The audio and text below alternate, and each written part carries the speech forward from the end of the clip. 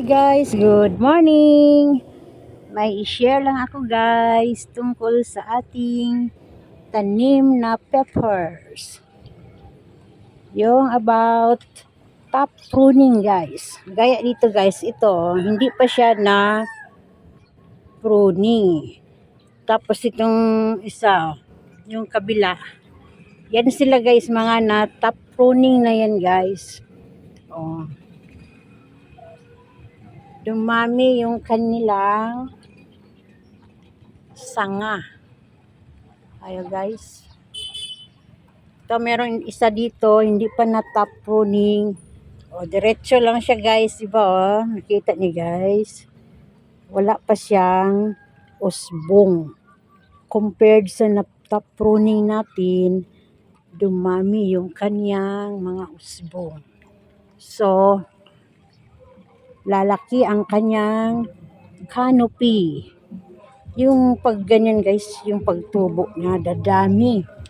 Kasi, na top pruning natin, naglabasan yung mga bagong usbong. Ayan lang guys. Thank you for watching. It's about top pruning our peppers. Thank you for watching guys. May pahabol pala ako guys tungkol dito sa ating peppers. Kung paano daw paramihin ang dahon. Or sa ginawa kong top pruning guys. Ganito lang po guys. Ganito na siya kalaki o kaya matangkad konti. Alisin lang natin yung kanyang dulo guys. Yan lang guys. So, inalis lang yung pinakatalbos. So, mangyayari niyan guys, dito sa gilid maglabasan yung kanyang mga usbong. Kaya ganyan guys. Kaya dumami yung kanyang dahon. Ayan, meron pa dito, hindi pa natin na-top prune. Ganito guys, so. Ganyan lang guys. Huwag manghinayang na nabawasan yung dulo. Kasi, dito naman siya sa sides maglabasan, oh. Magkaroon siya ng maraming branches guys. Hindi ko pa na-top prune yung iba kasi maliliit pa. Yan lang guys. Thank you for watching. Sabay ko na rin yun. Oh, parang malapit na siya magkaroon na siya ng ano guys. Oh. Magkakaroon na siya ng flowers. Then fruiting. Huwag tayong manghinayang guys.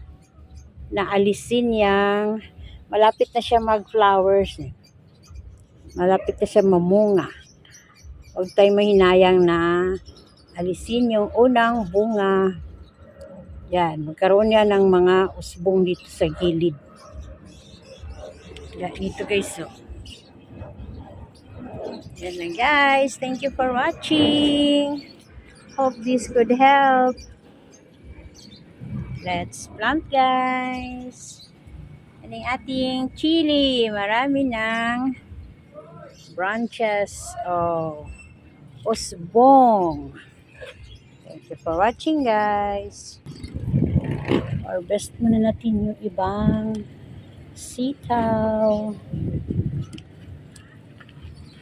At konti-unti guys, pangdagdag na rin sa ating lulutuin.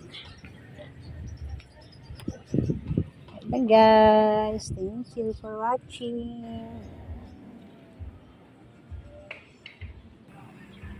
Ating onions. Dahon-dahon mo lang muna ngayon.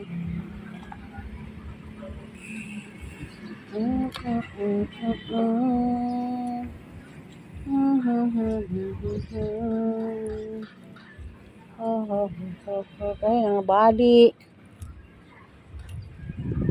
Yan na po guys. Bye.